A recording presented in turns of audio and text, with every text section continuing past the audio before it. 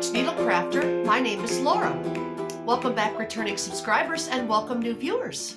This is my little corner where I love to sit down and discuss all things knit and crochet. So welcome everyone, and today I'm going to have a little something special for you in this video. But first we're going to talk a little bit about life happenings and the knit and crochet. So all of you, you're welcome to be here. This is a safe place. And I guess I could talk about the weather first and foremost. We have had up temperatures, down temperatures, up and down. So now it got quite cold again since the last time I podcasted. I know this is Illinois, and I'm sure you're experiencing the same thing in a lot of other places as well. Well, I have finished object number 1. This is all I have finished this week, but I worked at it until it was completely finished, and I am wearing it. It is a friend of mine gave me the yarn, and I think I have the yarn for it in here. Or I did. I do have one more here. Red Heart Super Saver. My brain is just not quite with it. It's pretty early this morning. It's only 9 a.m. I haven't had my coffee yet, so kind of bear with me if I'm scatterbrained. Anyway, let me get up and show you this whole sweater. And I'm going to move this over here. Okay. Got to scoot back to show you. I wasn't sure if the fit was going to work out, but it did. I wish the arms would have been a little bit longer on this. This is a pattern design by Bag-A-Day Crochet. Crystal at Bag-A-Day Crochet has this design for this stitch pattern. I got the idea for this, making this through another YouTuber, but the pattern stitch was not coming out right for me for some reason. And I think it was called Caribbean Sea or something like that by MJ's Off the Hook Designs. So that gave me the idea, but then I didn't like it and I wanted something similar to it. So I found the Bag-A-Day Crochet's beautiful design. It's just absolutely beautiful. The lace on there. It's, when you're looking at it this way, it's upside down, the pattern. I'll show you the back. This is all in one piece. No seams. There are no seams. The only seaming I done in the end was just up the sides and down the arm. Just this here. Up and down. That is all. I started this, and by the way, I used let me pull you closer here. I crocheted this up on a 5mm crochet hook. I think we're right where we were before. And it didn't take long to make. And the reason this looks different from the white collar is because here I held this yarn, which is Red Heart Soft Baby. It is a sport weight yarn, and I held that double with this cone of merino, superwash merino wool. It's like a thread-like. So it came out like a off-white, little bit beige in there. But I love it. The fit is great. I have not washed this yet, and I will probably just be washing this in my machine and laying it flat to dry. But I love it. It's so nice. I just took the plain white for the trim without holding it double. And the body was held double with the other yarns. So very nice. I really wanted it to be a lot longer than what it turned out to be, but I wasn't going to have enough yarn because, well, I had this one left, and then I had some that somebody had started crocheting with. And let me tell you what happens. If you receive something from someone and it's been crocheted up for quite some time, say more than a few months or whatever goes by. Well, what's going to happen is when you frog that out and crochet with that, it's not going to look right. It's going to be rumpled and the pattern is going to be looking different. I noticed with the rib, when I was doing the rib, I started with the plain, and then I thought, well, I'll just use it from what was crocheted, and I thought, what's wrong with this? It's not looking right. It's not, I'm using the same hook. I got the same tension. Then I figured it out. It's because I'll show you what I'm talking about. It's because this was a piece that somebody had crocheted. You can see it. It's very nice. But when you go to frog it out, okay, you see how that yarn is wavy like that? Now that's permanent. It's permanent, okay? And when you crochet with that, it's going to look different than if you use the yarn off the skein, which is flat, okay? So that was my little lesson learned in that. I did make a shawl one time and just took the frogged out yarn and made wavy fringe. I called it ripple fringe. Ripple fringe looks quite strange. Now, once you wash it and dry it in the dryer, it may go back to its original. I don't know, but as you're crocheting, it just does not look quite right. So yeah, so this here, what I'm planning on doing with this, I don't know what they were making, but probably some sort of a blanket. There's a lot of yarn here. I mean, there is. And I can see this as a white lacy shawl or a scarf, something like that. Just an oversized scarf or a white lacy shawl. There's plenty of it here. But anyway, that's what happens.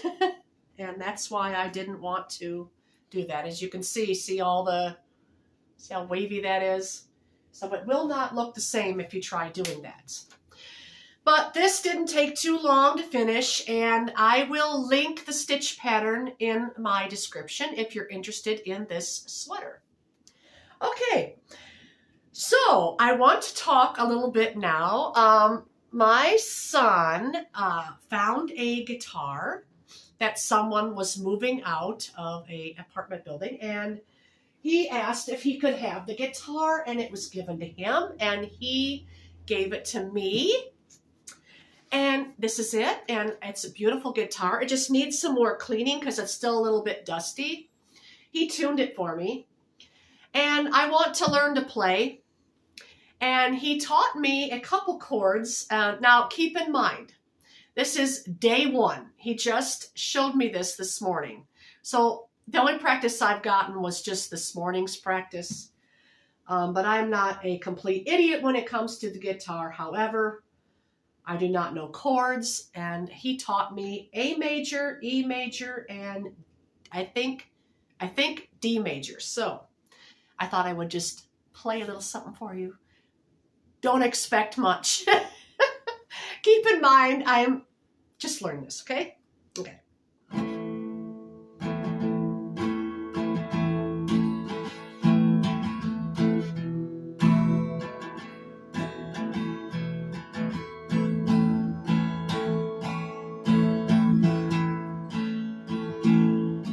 And my strumming needs to much work.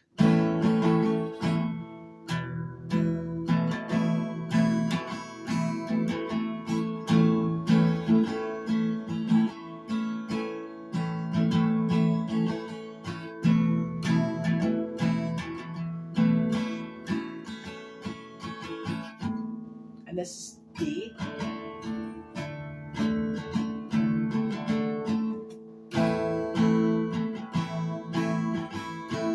I like it though. I know that doesn't sound right, but so I'm just funning around on this, and I'm going to try this time to learn the chords, practice most daily. And you can laugh at me now about that.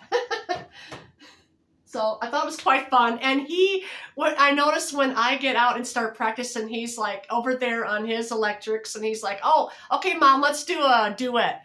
So we're just going to have a little jam session, which I think is so sweet. Anyway, now that I embarrassed myself, we're going to get on with the other projects that I have of the day. And the first one I want to show here, my work in progress. I finished spinning the alpaca roving, and I just caked it up in a little cake on my yarn winder. Yeah, my yarn turned out pretty nice even yarn this time. Not no slubs, not much thick and thin, so I'm getting better. And I sort of got my eye on a Swedish spinning wheel, and it's a lot cheaper than the other ones, so hopefully in the future this may be something I may save up for and purchase. Then I can do a lot more spinning, because right now I just have a Nano 2 electric eel wheel, just a tiny little thing that sits on my lap. That's how I spin. I just take a lid from a tub that I have, set it on my lap, put the spinner there, and away I go. But this one I got my eye on. I can't remember the name of it off the top of my head, but the wheel is solid. It doesn't have the spokes. And it is a single treadle, not a double treadle, which may be easier for me and my brain to sit and do. Because the double treadle, I don't know, you got to do this thing. With a single treadle, it's just kind of the way a sewing machine would work, the antique sewing machines, the treadle ones. Anyway, hopefully that will be something in my future. We'll see. But I finished I finished spinning this up. This is alpaca from a local farm about 7 miles from me. Who knew, right?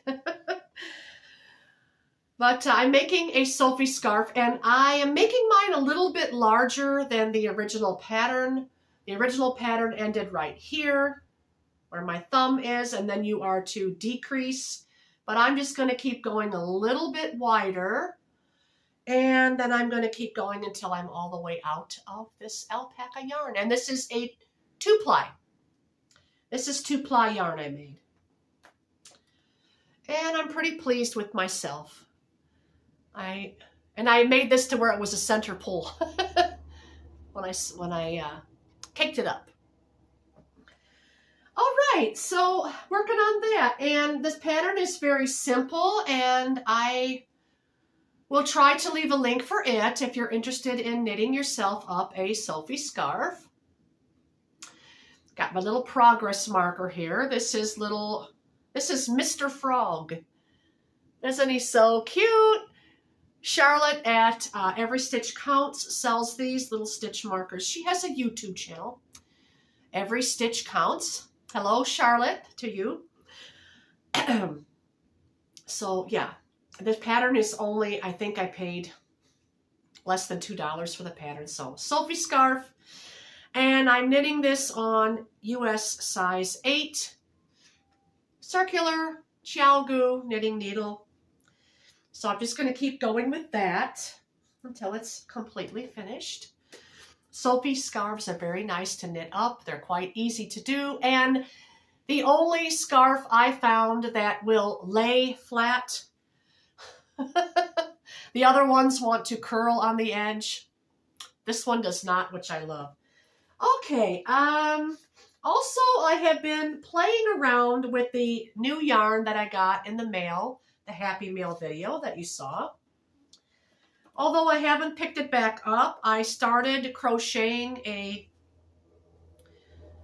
shawl, but I'm not sure if I want to make this into a shawl or if I want to frog this out and do something else with it.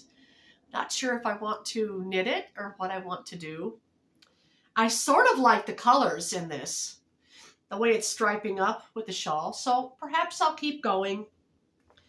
This is Yarnsmith's Play DK acrylic yarn. There are 393 yards or 360 meters on here. And it's 100% acrylic. It recommends 4mm knitting needles or crochet hook. And I am using a 5mm for my shawl. Gives a little more drape, a little loose and light. And so that's my progress there. Okay, next thing is also Yarnsmith's Play. I bought these out of curiosity, basically. And, oh, I don't want to pull that out of there. I'm going to be ripping it back, won't I? This was the other shade I bought. Now, to me, it's more... I wanted something that was autumnal colors. I'm not sure if I like it. It's okay. But to me, it seems more rainbowish. I don't know. Maybe I'm wrong. There is gold in there. Gold for golden leaves. But anyway, what am I doing with it? Well, I started crocheting a top-down raglan cardigan. I think I have it inside out. But that's just the collar, as you can see. I'm trying to hold it up to where... Oh, my goodness. There we go. There we go. Just to start, it looks like blaze reddish orange on the screen. Oh, goodness. It's really blowing out the color. But it is pretty bright. That's why I thought, do I want to make a long cardigan with this? I don't know. I really don't know how that's going to look on me. Should be okay because normally browns and gold look good on me with my red hair and everything. But that's just a little start. I may get back to that later on. We'll see. If not, I'll make something else with it, I'm sure. The colors are very beautiful. But I'm just not sure if it's speaking fall all the way to me. All right, and now for the next thing. This is knitted. And I have, okay, what I'm making, let me tell you what I'm making before I get too far ahead of my thoughts here. Right in the front here. I am starting a My Version ranunculus. My Version ranunculus. This is a pattern that I designed. It is similar to the original ranunculus out there. And the reason I had to come up with this, I just got to start on it. Just, oops. Just a collar. Because I just started this last night. Little backstory about that in case you're new here. The ranunculus pattern out there by Midori Nirose, I could not purchase it on Ravelry, and I could not purchase it elsewhere, which frustrated me to no end because it was a very, very popular sweater design, and it still is. So after looking at the stitches, I thought, well, why don't I come up with a version that's sort of similar, but not copy hers in any way. And that's what I've done. I come up with the My Version ranunculus. And if you're interested, I have a complete 3-part tutorial that I made back in 2023, years ago, that just has music, and then it has the printed pattern on the screen, step by step.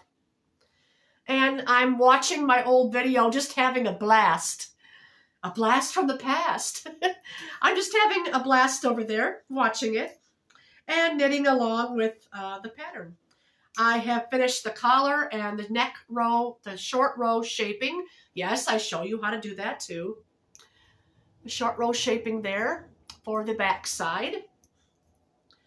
And I have to sew this because right here, when I begin, I always, in the pattern, I instruct to go back and forth and then just sew it up when you're finished. It's so that you don't twist twist your stitches. And if you're a beginner knitter, that can happen quite easily. And has happened to me in the past many times before. Not so much now, but back then I was a little bit newer at knitting than today. And I showed that for all the new beginners out there. But anyway, my goodness, I didn't even tell you the yarn. Yarnsmiths Create Double Knit. This is the shade 3060 Parchment. It has a name, Parchment. Dye lot 53808. Try with this one to get enough of the same dye lot, because you may discover that when you're knitting, something looks slightly off. Now I have three of these, and they are,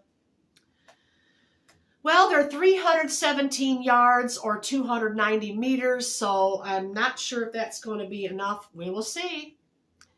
This gets knitted up on a US 10. Check out my tutorial. I will link part 1 below, and then from there you can find part 2 and part 3 in my public playlist. Okay. So that's quite easy. And by the time you're finished, you'll have a sweater that looks similar to the ranunculus. Quite similar, in fact. So, and that's pretty much everything except for this. Now, I showed you this last week. I haven't got back to it yet. Oh, well, the colors are like spring, so I need to finish it, though. It's very lovely, very light. It's got mohair. Makes a nice scarf. We're getting some cold weather, so I should probably finish it. I am crocheting this up in a V-stitch. This is all V-stitch using a size 6mm crochet hook. And yarn I'm using is just whatever mohair I have. And then this here, this is Whisper Lace. It's a very fine superwash merino wool. Then we have the mohair here, whole double. I had different shades of mohair. So this is the last of it, so I'm just going to keep going. It's almost finished. I need to finish this because I just have this mohair left, and then it's finished, complete. So, nope, wait a minute. I told you wrong. Found this little guy down there. I think I'll add that. I think I'll go back to this purple here, and then I'll add this on the very end like a trim, like I did here. But I had pink mohair in there, that rainbow, that hand dye mohair, and the purple mohair. And then I think that's pretty much it. I'm out of mohair. Yeah, and it has gone up in price since then, so I'm not sure if I'm going to get any more anytime soon. Maybe if it's on sale. But that's the V-stitch shawl. It's not really quite big enough for a shawl. But I like wearing these because they're so light. They weigh nothing. And they're perfect for scarves too. And then you just take the little two ends to wear this. I do what I call a tuck tie, if you could call it that. Just put that through one of the little holes, like so, and there you go. It's styled, it stays in place, and no need for a shawl pin, because I don't have any. I had to figure these things out on my own. But that's how I usually wear them. So I'll be finishing this up soon. Okay, and I think that's everything. That's everything I wanted to talk about today. Wasn't too long of a video. I do have some more spinning to get done and accomplished this week. I have some, oops, I dropped that. I have a little bit of this left over, and I want to do something with it. This is merino wool hand dyed roving, and it's so pretty. I have about half an ounce, maybe. I don't even know if that's a half an ounce.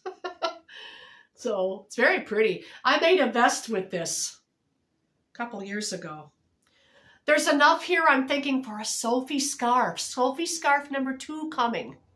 I want to spin this, and not sure if I'm going to double ply it or leave it single. Probably will double ply it. It'll look better double ply. See how thin I can make it. Oh boy. It's not much there. So get back to that. Yep, and I'm all out. And I have a cotton project that I want to begin. My cottons are right up in here. I want to make an ironing board cover for my ironing board. Now, my ironing board is antique. It is a cast iron metal one.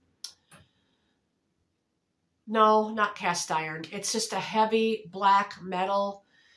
And it's about as old. I think it's probably around the 1950s, 40s, 50s.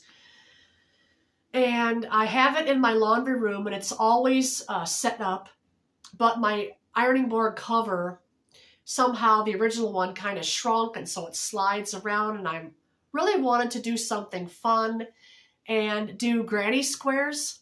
Not granny squares. Granny stitch. And I just got a text. Good morning to you too. I just wanted to do the granny stitch and make a ironing board cover for that. So if I finish that and everything this summer, I'll have to take a photo of that for you to see what it looks like on the ironing board. But that's everything. I'm going to end it here today. All of you take care, and I thank you for watching. If you didn't turn it off when I started playing the guitar, well, I appreciate that very much. Because that wasn't very good. You gotta remember that was day one. But anyway, all of you take care, and I will see you again on the next podcast. Bye, friends.